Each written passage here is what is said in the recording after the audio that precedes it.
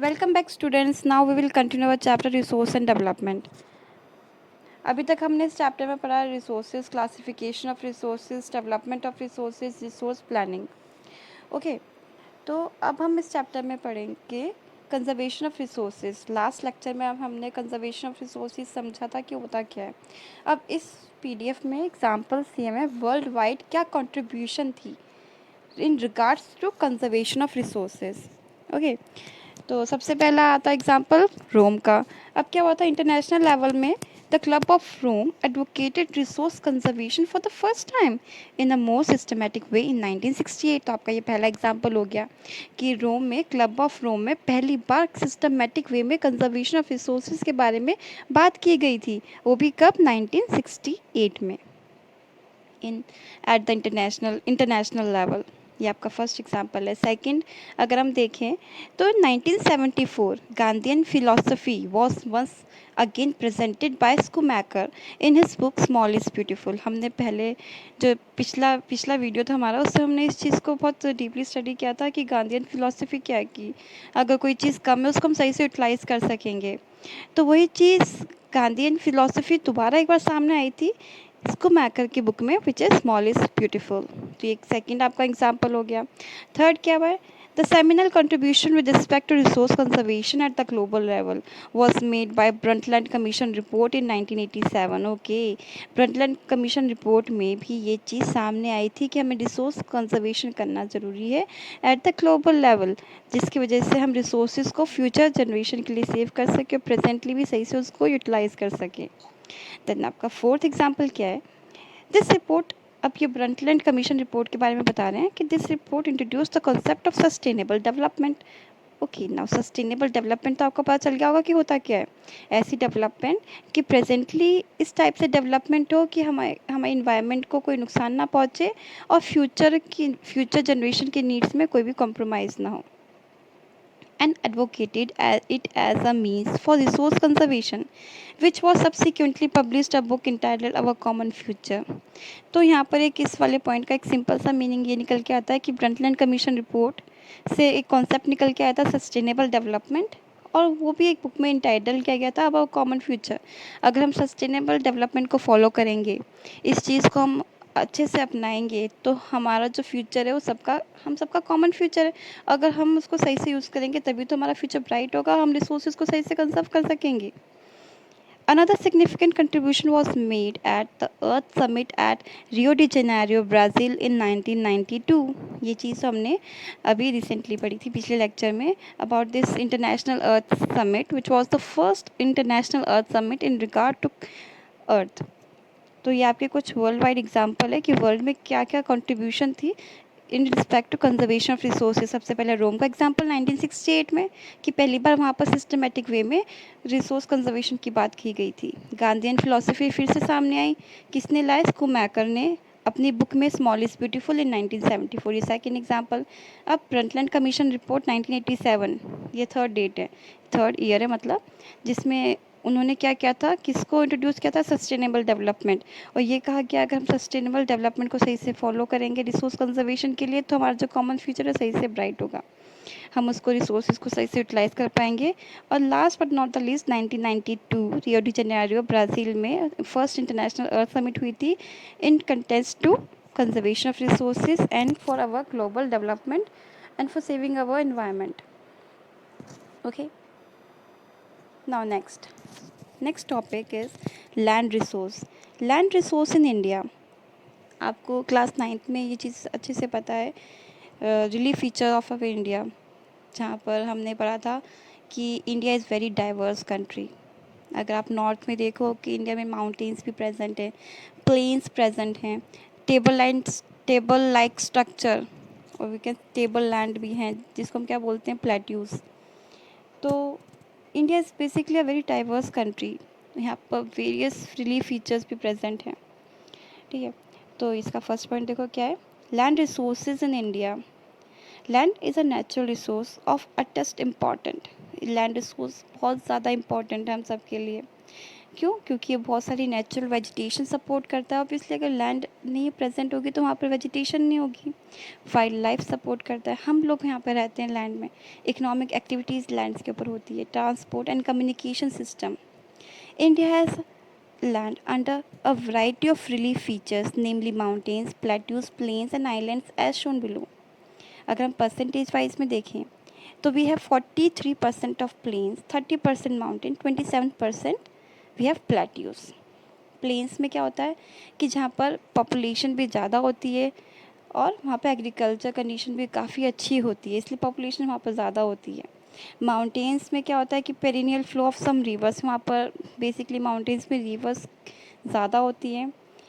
वहाँ पर हमें टूरिज़्म की फैसिलिटी ज़्यादा मिलती है, इकोलॉजिकल एक्सपेक्ट ज़्यादा एज़ कम्पेयर टू, वहाँ पर पॉपुलेशन कम होती है। वहाँ पर एग्रीकल्चर इतना ज़्यादा नहीं होता है क्योंकि जो लैंड होती है वो प्लेन सरफेस नहीं होती, तो वहाँ पर एग्रीकल्चर करने में थोड़ी सी प्रॉब्लम आती है। Plateaus it possesses rich reserve for minerals, fossil fuels and forest. तो इन तीनों में डिफरेंस आ गया कि प्लेन्स में क्या चीज़ें होती हैं, facilities for agriculture and industry. Mountains में we can say tourism and ecological expect rivers present होती हैं। प्लेट्यूज में क्या होता है, it is rich reserves of minerals, fossil fuels and forest. Next आपका टॉपिक है land utilisation and it is a very very important topic. 5 marks में भी क्वेश्चन आ जाता है, ठीक है, बोर्ड एग्जाम में, कि explain land utilisation in India. तो सबसे पहला पॉइंट है इसमें फॉरेस्ट। ऑब्वियसली लैंड में जो अगर हम यूटिलाइजेशन देखें तो forest is very very important and it a vast diversity of flora and fauna. तो यहाँ से हमें बहुत सारे रॉ मटेरियल्स भी मिलते हैं। Second, land not available for cultivation. ऐसी लैंड जो हमारे लिए है, मतलब कि हमें पता है कि यहाँ पर प्रेजेंट है पर हम उसमें कल्टीवेशन नहीं कर सकते। First is barren and waste land. Barren means बंजर ज़मीन, वेस्टलैंड मतलब कि वो ख़राब हो चुकी है, उसकी टॉप सॉइल नहीं है, उसके ऊपर ह्यूमस प्रेजेंट नहीं है, तो दोनों लैंड किसी भी काम की नहीं, तो कल्टीवेशन के लिए अवेलेबल ही नहीं है। Second, land put on non agricultural uses, example buildings, roads, factories. ऐसी लैंड जो हमें पता है कि यहाँ पर बिल्डिंग्स बन चुकी हैं या बनेंगी, या फिर यहाँ पर रोड डेवलपमेंट हो गया, फिर हो चुका है, जैसे अगर रोड कहीं पर बन चुका है तो वहाँ पर कंक्रीट सीमेंट हमने स्प्रेड किया होगा, तो वहाँ पर हम एग्रीकल्चर कैसे करेंगे, ठीक है। तो ये कौन सी लैंड होगी, land which is not available for cultivation. सबसे पहले forest, second is land not available for cultivation, जिसमें दो आते हैं, barren and waste land. Second, land put to non agricultural uses, building, roads, factories etcetera. Third, other uncultivated land, ऐसी land जिनको हम नहीं कल्टीवेट कर सकते, excluding fallow land. Fallow land हम आगे पढ़ेंगे क्या होता है उसका मतलब। First, permanent pastures and grazing land, जो हमारी कैटल्स होती हैं उनको चरने के लिए प्रॉपर ग्रेजिंग लैंड चाहिए होते हैं जहाँ पर वो जाके घास खा सकें, ठीक है। पेस्चर्स, परमानेंट पेस्चर प्रेजेंट होते हैं जहाँ पर वो आराम से अपने ग्रेजिंग कर सकें। तो वहाँ पर रूल होते हैं कि वहाँ पर हम अपने कल्टीवेशन नहीं कर सकते because they are reserve and they are for our cattles. Second is land under miscellaneous tree crops groves not included in net sown area. अब क्या होता है कि ऐसा लैंड एरिया जहाँ पर बहुत सारे ट्रीज़, ग्रूव्स या फिर शर्ब्स प्रेजेंट है, उनको हम काट नहीं सकते बिकॉज वहाँ पर वो ट्रीज़ प्रेजेंट है, बहुत सारे ट्रीज़ एक साथ कट करना अलाउड नहीं है, तो इसलिए भी ये लैंड हम नहीं काट कर सकते और इसको हम कल्टीवेशन के लिए यूज़ नहीं कर सकते। And these lands are also not included in net sown area. Net sown area हम आगे पढ़ेंगे कि इसका मतलब क्या होता है। Third, cultivable wasteland left uncultivated for more than 5 agricultural years। अब ये इसका मतलब क्या होता है। कल्चरेबल वेस्टलैंड बेसिकली वो लैंड होती है जिसको हम 5 साल या 5 साल से ज़्यादा तक टाइम तक उसको हम कल्टीवेशन नहीं कर सकते, ताकि जो उसकी ह्यूमस है, उसकी फर्टिलिटी है, वो वापस रिगेन कर सके। Okay, so these are the three other uncultivated land excluding fallow land. कौन कौन सी है, permanent pasture and grazing lands, वो लैंड जहाँ पर हमारी कैटल्स वगैरह ग्रेज करती हैं। सेकंड, लैंड अंडर मिसलेनियस, जहाँ पर बहुत सारे ट्रीज ग्रूव्स अवेलेबल हैं, तो वहाँ पर उनको कट नहीं कर सकते, वहाँ पर कल्टीवेशन नहीं कर सकते हम। कल्चरेबल वेस्ट लैंड, कल्चरेबल मतलब कि कल्टीवेशन हो सकती है बट अभी वो वेस्ट लैंड है क्योंकि उनको 5 साल या 5 साल से ज़्यादा साल तक के लिए हम कल्टीवेट नहीं कर सकते, उसको अनकल्टीवेट के लिए अनकल्टीवेटेड लेफ्ट कर दिया है ताकि वो अपनी फर्टिलिटी को रिगेन कर सके। फोर्थ आता है आपका फेलो लैंड्स। अब फेलो लैंड्स में भी दो टाइप के होते हैं, current fellow, other than current fellow. अब करंट फेलो क्या होते हैं? करंट फेलो वो फेलो लैंड्स होती हैं जिनको एक या एक से ज़्यादा साल के लिए हम छोड़ देते हैं कि वो अपनी फर्टिलिटी या ह्यूमस रिगेन करे, depending upon the climatic condition of that area. उसकी सॉइल का टेक्सचर क्या है, कितने समय तक वो अपनी वापस फर्टिलिटी रिगेन कर सकता है, तो उनको क्या बोलते हैं हम? Current fellow. मान लो कि कहते हैं कि ये 1 साल के बाद फिर से यहाँ पर हम खेती कर सकते हैं, ये ज़मीन दोबारा उपजाऊ हो जाएगी 1 साल अगर हम इसमें नहीं करेंगे, तो ऐसी लैंड को हम क्या बोलेंगे? Current fellow, which is left uncultivated for 1 और लेस देन 1 ईयर। सेकेंड आपका आता है other than current fellow land which is left uncultivated for the past 1 to 5 years. ऐसी करंट फेलो लैंड जिसको 1 से 5 साल तक के लिए, मतलब कि 1 और 5 साल के बीच तक के टाइम के लिए हम उसको छोड़ देते हैं कि यहाँ पर कल्टीवेशन ना करें, ताकि वो अपनी फर्टिलिटी को दोबारा रिगेन कर सके। तो देखो यहाँ पर 3 टाइप की लैंड निकल के आ रही है। कल्चरेबल लैंड जिसको 5 साल से ज़्यादा टाइम तक के लिए हम अनकल्टिवेटेड छोड़ देते हैं। करंट फेलो जिसको 1 या 1 साल से कम समय के लिए हम कल्टीवेशन नहीं करते हैं। Other than current fellow which is left uncultivated for 1 to 5 years, agricultural years. So students, what do you mean by agricultural year? ठीक है, जब हम किसी भी क्रॉप की कल्टीवेशन करते हैं तो सबसे पहले हम उसको सोन करेंगे, उसकी सोइंग करेंगे, ठीक है, और जब वो अच्छे से उग जाता है तो हम उसको हार्वेस्ट कर लेंगे। From sowing to harvesting is counted as 1 agricultural year. It is not as same as the calendar year. अब आपका नेक्स्ट टॉपिक आता है net sown area and gross crop area. अब ये ग्रॉस मतलब क्या होता है? टोटल कितनी बार वो एरिया क्रॉप कल्टीवेट किया गया है, और नेट सोन एरिया कि कितने एरिया पे हमने कल्टीवेशन की है। इसको हम एक डायग्रामेटिक तरीके से समझते हैं। ओके, इमेजिन करो this is as a agricultural field. Okay, अब ये कितना है? This is let imagine it as a 1 hectare of land. Okay, अब ऐसा हम ये ग्रॉस क्रॉप एरिया के बारे में पढ़ रहे हैं अभी। 1 साल में ये 2 बार कल्टीवेट हुआ है। ये जब का 1 hectare of field of land है, ये 2 बार कल्टीवेट हुआ है, may be in rabi season और खरीफ सीजन। ठीक है, अब इसका ग्रॉस क्रॉप एरिया टोटल कितना होगा? It will be like 1 hectare plus 1 hectare which is equal to 2 hectare of land. अगर समय मतलब कि वही same field of land, but हमें ये देखना है कि वो कितनी बार उसमें कल्टीवेशन हुई है। अगर हम बात करें नेट सोन एरिया की, ठीक है, तो इसका भी एग्जांपल लेके समझते हैं। Consider this as a agricultural field, ये भी 1 हेक्टेयर ऑफ लैंड का। अब हमें इस चीज़ से कोई मतलब नहीं है कि ये फील्ड चाहे वो 3 बार कल्टीवेशन हुई हो 1 साल के अंदर या फिर 4 बार, हमें बस ये देखना है कि कितना लैंड एरिया यूज़ हुआ है।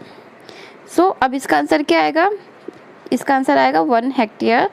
क्यों? क्योंकि हमें बस ये देखना है कि कितना एरिया में कल्टीवेशन ऑफ क्रॉप्स किया गया। Okay, so this is all about net sown area and gross crop area. Next आपका आता है land use pattern in India and it is also important topic कि आपके इंडिया के अंदर लैंड यूज पैटर्न क्या है। देखो, इसमें आप देखो कि 2 ग्राफ बने हुए हैं, पाई चार्ट। एक तो आपका 1960 to 61 है और दूसरा आपका 2014 2015।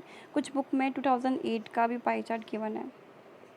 ठीक है, तो सबसे पहले आता है the use of land is determined by 2 factors. ये 2 मार्क्स में भी क्वेश्चन आ जाता है कि लैंड यूज़ डिटर्मिनेशन के लिए कौन से 2 इंपॉर्टेंट मेन फैक्टर्स हैं।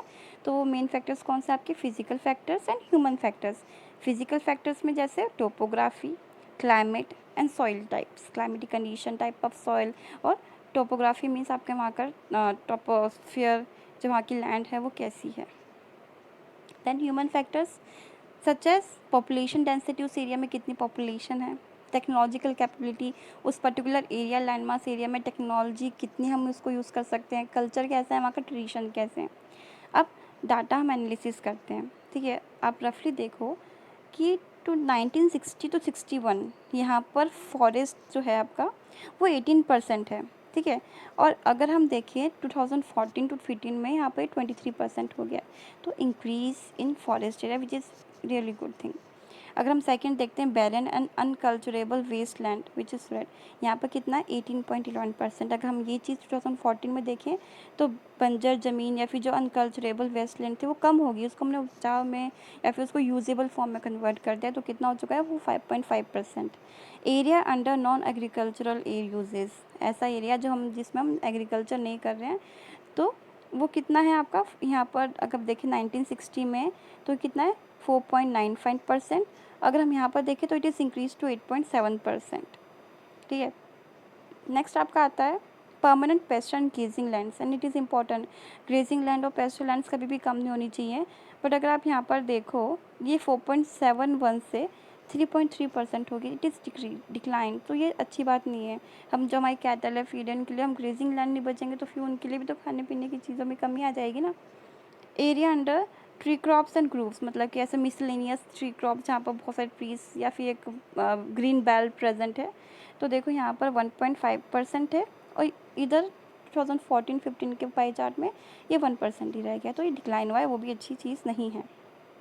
नेक्स्ट आपका आता है कल्चरेबल वेस्टलैंड। अगर हम देखें कल्चरेबल वेस्टलैंड ऐसी लैंड जिसमें हम कल्टीवेशन कर सकते हैं पर उसको हमने 5 साल से ज़्यादा टाइम के लिए एग्रीकल्चर रिलेटेड लिए उसको हमने अनकल्टिवेटेड छोड़ दिया है। तो अगर हम यहाँ पर देखें तो कितना है ये 6.23%, but it is reduce to 4.0%, it is also decline. मतलब कि हम ह्यूमन बींग्स क्या कर रहे हैं, लैंड को बहुत ज़्यादा यूटिलाइज़ करने की कोशिश कर रहे हैं। ठीक है, इनफैक्ट वो जो चीज़ कैटल के लिए होनी चाहिए वो उनके लिए भी नहीं बचा के रख रहे हैं। Fallow and other than current fallow, अगर हम इसका रेशो देखें तो ये यहाँ पर 1960 में कितना है 3.5% और इधर 3.6, it is increased. Okay, current fallow देखें तो यहाँ पर हमारा करंट फैलो में कितना है, इट इज़ 3.73%। और करंट फैलो अगर हम इसमें देखें 2014 to 15 के पाई चार्ट में ये 4.9% हो गया है। नेट्स ऑन एरिया 46.26%, और यहाँ पर हमारे 2014 to 15 के ग्राफ में ये डिक्रीज़ हो गया विच इज़ नॉट गुड। मतलब कि जहाँ पर हम कल्टीवेशन करते हैं जो हमारा लैंड मास एरिया है वो क्या हो रहा है, डिक्लाइन हो रहा है। अब बच्चे पूछेंगे कि मैम ये एग्ज़ाम में ऐसे आएंगे क्या, पर आपको एक आइडिया होना चाहिए कि कौन सी चीज़ कितनी डिक्लाइन हुई है। ओके, अब हम इसकी एक्सप्लेनेशन देख लेते हैं एक बार। Land use data how is available only for 93% of the total geographical area because the land use reporting for the most of the north east states except Assam has not been fully done. इस point का मतलब क्या, simple सा meaning है कि अगर हमें पता है कि 3.28 मिलियन स्क्वायर किलोमीटर हमारा इंडिया का टोटल लैंड मास एरिया है, उसका भी सिर्फ और सिर्फ हमारे पास जो लैंड डाटा है वो 93% का ही अवेलेबल है। क्यों, क्योंकि जो नॉर्थ ईस्ट स्टेट्स हैं जैसे असम के अलावा हम वहाँ पर सही से रिपोर्टिंग नहीं कर पाए अपने लैंड यूज़ के लिए, तो इसलिए हमारे पास बस 93% डाटा अवेलेबल है। ओके, समझ में आ गया ये पॉइंट। नेक्स्ट आता है moreover some areas of Jammu and Kashmir occupied by Pakistan and China have also not been surveyed. अब जो लैंड मास एरिया जो पाकिस्तान ने हमारा कब्जा कर रखा है और जो चाइना के पास हमने जो मतलब कि वहाँ पर उनके कंट्रोल में है, उन लैंड मास एरिया को भी हमने अभी तक क्या है सर्वे नहीं किया है। नेक्स्ट आता है land under permanent pasture also decreased. ये चीज़ हमने देखी थी कि जो परमानेंट पेस्चर या फिर ग्रेजिंग लैंड से कैटल के लिए वो क्या हो रहे हैं, they are declining from 4.7% to 3.3%। Then the pattern of net sown areas varies greatly from one state to another. हमें पता है कि नेट्स ऑन एरिया मतलब कि land which is available for cultivation वो एक स्टेट से दूसरे स्टेट को वेरी करती है। देखो, it is over 80% of the total area in Punjab and Haryana and less than 10% इन अरुणाचल प्रदेश। मतलब कि अगर हम पंजाब और हरियाणा में देखें तो लैंड नेट्स ऑन एरिया 80% के अराउंड है, बट यही चीज़ बिल्कुल ही डाउन है अरुणाचल प्रदेश में, मिज़ोरम में, मणिपुर में and Andaman and Nicobar islands, because वहाँ पर सूटेबल क्लाइमेटिक कंडीशन, वहाँ पर रग्ड प्लेन्स है, वहाँ पर कल्टीवेशन इतनी पॉसिबल नहीं है, तो इसलिए वहाँ पर कल्टीवेशन या फिर एग्रीकल्चर एक्टिविटीज़ नहीं फॉलो की जाती है as compare to Punjab and Haryana. Forest area in the country is so far lower than the desired 33%। ऐसा कहा गया है कि 33% फॉरेस्ट पॉलिसी होनी चाहिए, बट हमारे पास वो इतना हमने टारगेट अचीव नहीं किया है, बट स्टिल इंक्रीज़ हुआ है। अगर हम देखें अपने पाई चार्ट में, पहले हमारा फॉरेस्ट कितना था 1960 to 61 18.11%, पर अब कितना हो गया 23.3%, और हमें कितना चाहिए, we want around 33%। According to national forest policy 1952। अब वेस्टलैंड क्या होते हैं? ये wasteland is a land put to other non agricultural uses which include rocky, arid and desert areas, road, railways, industries, etc. Continuous use of land over a long period of time without taking appropriate measure to conserve and manage it has resulted in land degradation.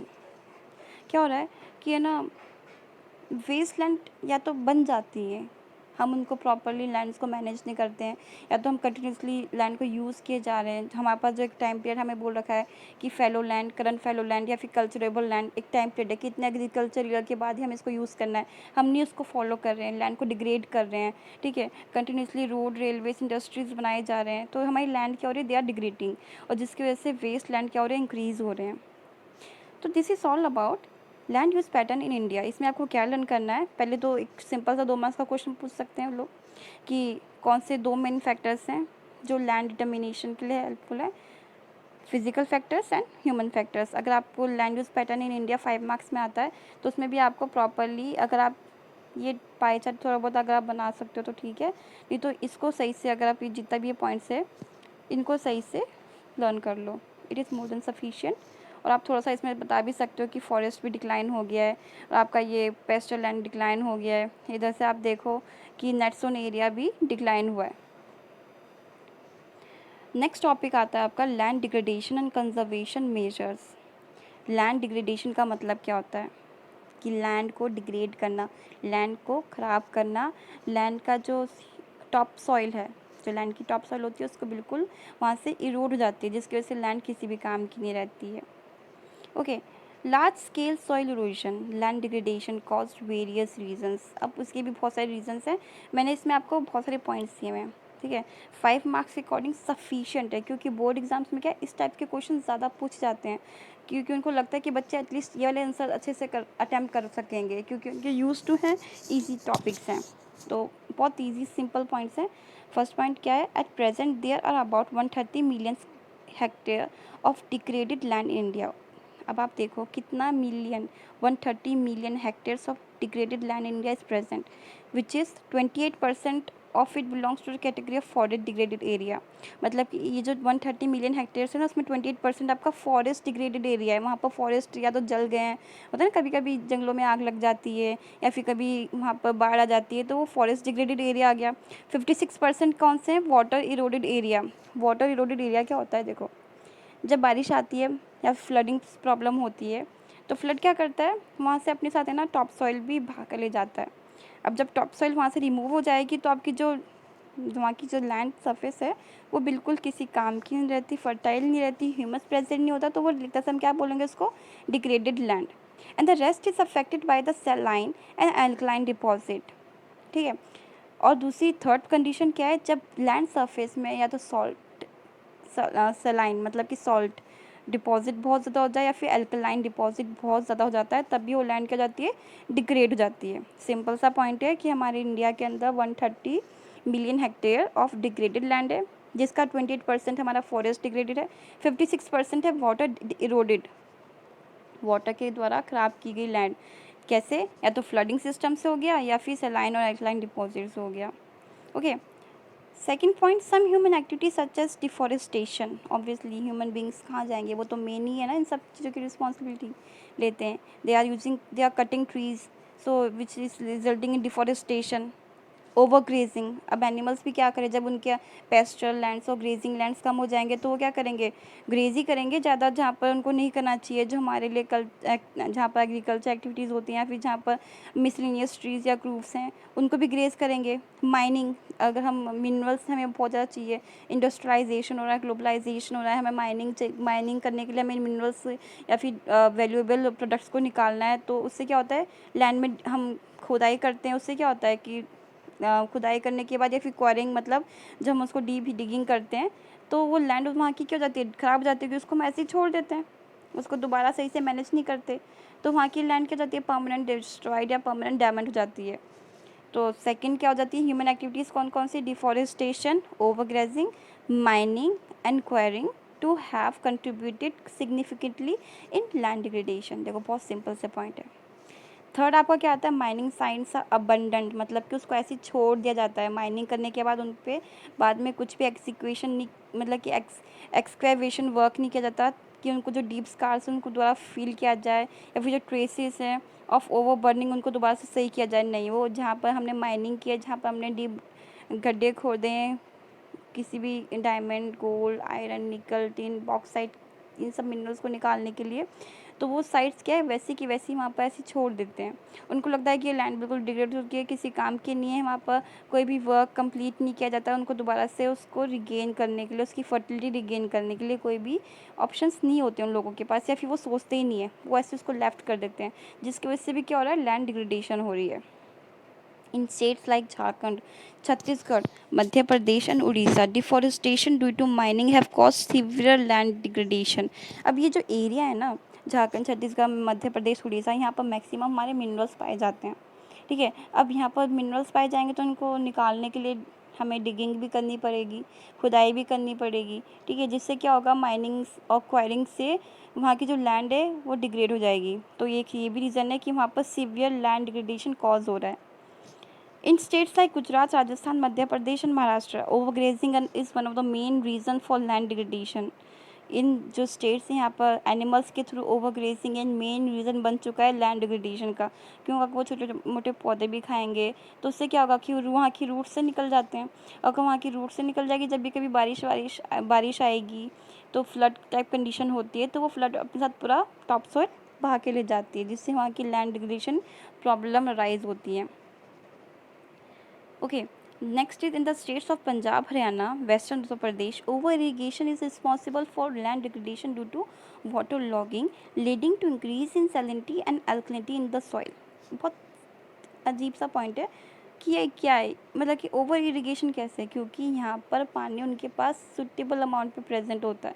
Punjab, Haryana, western UP पानी है तो क्या करते हैं, कभी कभी वो over irrigation ज़्यादा पानी छोड़ देते हैं ये खेतों वगैरह में, तो उससे क्या होता है कि वहाँ पर वाटर लॉग इकट्ठा होने लग जाता है, और जिससे क्या होता है वहाँ पर सॉल्ट एंड अल्कलाइन कंडीशन ज़्यादा हो जाती है सॉइल में, और जिसकी वजह से रिजल्ट क्या निकलता है, लैंड डिग्रेड हो जाती है। Next, the mineral processing line grinding of limestone for cement industry. हम क्या करते हैं, लाइमस्टोन हमारे पास एक रॉक है ना, उसको हम ग्राइंड करेंगे। ठीक है, किसके लिए, सीमेंट इंडस्ट्री के लिए। And calcite and soapstone for ceramic industry generate huge quantity of dust in the atmosphere. It retards the process of infiltration of water in the soil after it settles down on the earth, on the land.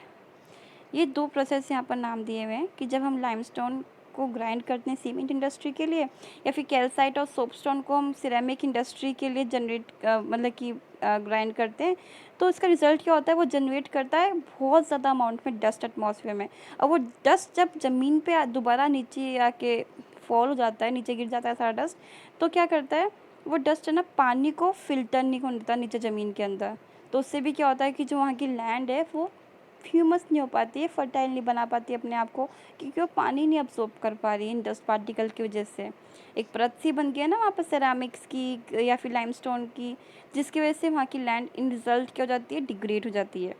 In recent years industrial effluents as waste have become major source of land and water pollution in many parts of country. अगर हम देखें बहुत सारे सालों में क्या हुआ है, जो इंडस्ट्रियल इफ्लुएंस मतलब कि इंडस्ट्रीज़ के द्वारा जो वेस्ट प्रोडक्ट होते हैं, इंडस्ट्रीज़ के जो वेस्ट होते हैं उनको इंडस्ट्रियल इफ्लुएंस बोलते हैं, और वो एक मेजर सोर्स बन गया है लैंड एंड वाटर पोल्यूशन का बहुत ज़्यादा पार्ट्स हमारी कंट्री के अंदर।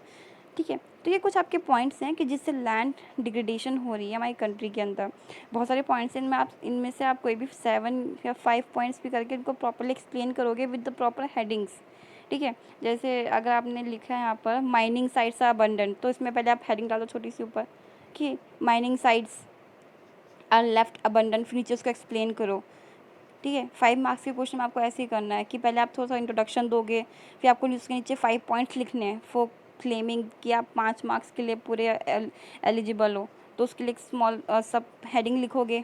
ठीक है, जैसे डिफॉरेस्ट फर्स्ट पॉइंट क्या आएगा, ह्यूमन एक्टिविटीज़। अब कौन कौन सी ह्यूमन एक्टिविटीज़ हैं, सेकंड पॉइंट क्या आएगा, mining sites are left abandoned. Third क्या आएगा आपका, डिफॉरेस्टेशन, या फिर जो यहाँ पर मिनरल एरियाज़ हैं, ठीक है, माइनिंग एरियाज़ है, mineral areas, mineral rich areas, जिनकी वजह से जिन इन एरियाज़ के अंदर क्या हो रहा है, डिगिंग या फिर क्वायरिंग या फिर माइनिंग बहुत ज़्यादा इंक्रीज़ हो रही है, इसलिए यहाँ पर लैंड डिग्रेडेशन बहुत सीवियर स्टेज पे है। तो ऐसे आपको सब हेडिंग्स देख के आपको अपना आंसर इलेबोरेट करना है। लैंड कंजर्वेशन मेजर्स, अब हम उस लैंड को जो डिग्रेड हो रही है उसको कैसे कंजर्व कर सकते हैं। And these topics are very important because they are easy दो, ये टॉपिक्स ईजी हैं इसलिए ये इंपॉर्टेंट भी हैं और ये क्वेश्चंस पूछे भी जाते हैं, ठीक है। तो आपका नेक्स्ट टॉपिक आता है कि हम इन चीज़ों को कैसे कंजर्व कर सकते हैं, अपनी लैंड को कैसे कंजर्व कर सकते हैं। There are many ways to solve the problems of land degradation. Afforestation and proper management of grazing can help to some extent. हम अफॉरेस्टेशन ज़्यादा से ज़्यादा पेड़ लगाएं, हम जो ग्रेजिंग जो हमारी कैटल है उनको जो प्रॉपर उनका मैनेजमेंट करें कि कैसे आपको अपनी कैटल को कि ये आपका एरिया है, इस एरिया के आगे आपको ग्रेस नहीं करवाना अपनी फीड आपकी कैटल को। तो एक ऐसा कुछ मैनेजमेंट करें जिसकी वजह से हम इन प्रॉब्लम्स को सॉल्व कर सकें। Planting of shelter belts of plant. Shelter belts का मतलब क्या होता है, जहाँ जैसे एग्रीकल्चर खेत होते हैं, खेत के आसपास पेड़ लगा दो, उससे क्या होगा, कभी भी फ्लड की कंडीशन होगी ना तो वो आसपास के पेड़ क्या करेंगे, उस एरिया की जो टॉप सॉइल को वहाँ पर उसको कंट्रोल करके रखेंगे, वो बहने नहीं देंगे पानी के साथ। पानी के साथ कब बहेगी वो टॉप सॉइल, जब वहाँ पर कोई रूट उसको पकड़ के नहीं रखेगी, ठीक है। तो एक हम ऐसा भी कर सकते हैं कि हम शेल्टर बेल्ट्स प्लांट्स या फिर प्लांट्स पूरे खेत के आसपास लगा दें, जिसकी वजह से हमारी जो ये लैंड डिग्रेडेशन की प्रॉब्लम है एग्रीकल्चर के अंदर वो कम हो सके। कंट्रोल ऑन ओवरग्रेजिंग, ये भी ऊपर हमने समझा था।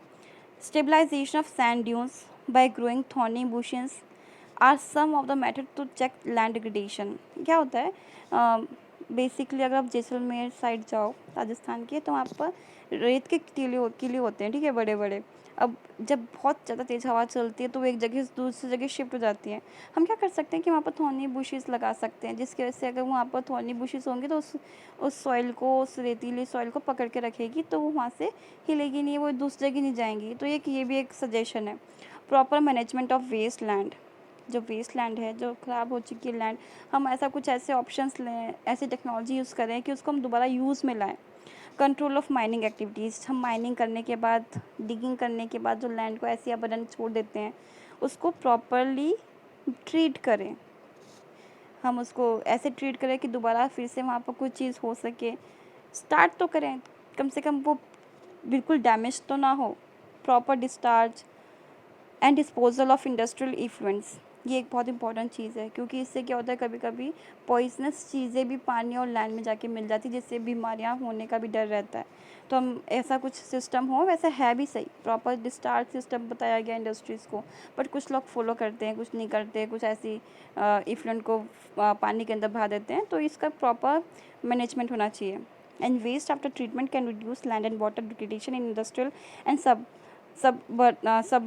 Urban area. ऐसा कहा जाता है कि जो हमारे इंडस्ट्रियल वेस्ट होते हैं, अगर हम उसको सही से ट्रीट करें, ठीक है, तो जो ट्रीटेबल वेस्ट क्या होता है, बाद में वो लैंड और वाटर पोल्यूशन काफ़ी हद तक कम करता है। ओके, तो these are the some land conservation measures. Now quick review of this PDF. अभी तक हमने इसमें क्या पढ़ा, देखो, सबसे पहले world wide contribution of conservation of resources की वर्ल्ड वाइड कौन कौन से एग्जांपल्स है, जिसमें रोम का है, आपका गांधीयन फिलोसफी है, ब्रंटलैंड कमीशन रिपोर्ट जिसने क्या दिया था, सस्टेनेबल डेवलपमेंट, और एक जिसमें एक बुक इंटाइटल की थी वह कॉमन फ्यूचर, और Rio de Janeiro Brazil in 1992। Okay, second आपका आता है land resource, plains, mountain, plateaus. आपको पता है प्लेन्स में मैक्सिमम यहाँ पर एग्रीकल्चर होता है, इंडस्ट्रीज होती है। माउंटेन्स, यहाँ पर rivers tourism, ecological expect, plateaus, forest, fossil fuels and forest. Land utilization 5 है आपके मेन है, forest, land not available for cultivation, other uncultivated land, fallow lands and net sown area. Land use pattern in India, it is very important, question पूछा जाता है, 2 marks में आ जाता है कि what is the use of land is determined by main 2 factors, what are those, you can say physical factors and human factors. अब इसमें comparison भी पूछ सकते हैं आपसे, तो ये आपके कुछ कंपैरिजन के पॉइंट्स है। Land degradation and conservation measures, this is very very important, exam में मोस्टली पूछ ही देते हैं कि लैंड डिग्रेडेशन के कौन कौन से वेरियस रीजन्स हैं। आप सोचते हो कि आप अपने आप बना के लिख दोगे, पर आप इससे कुछ आइडिया ले सकते हो कि कौन कौन से मेजर रीजन्स है। बहुत ईजी पॉइंट्स है, अब आप पढ़ोगे तो आपको समझ में आ जाएगा कि है क्या इसके अंदर। ओके।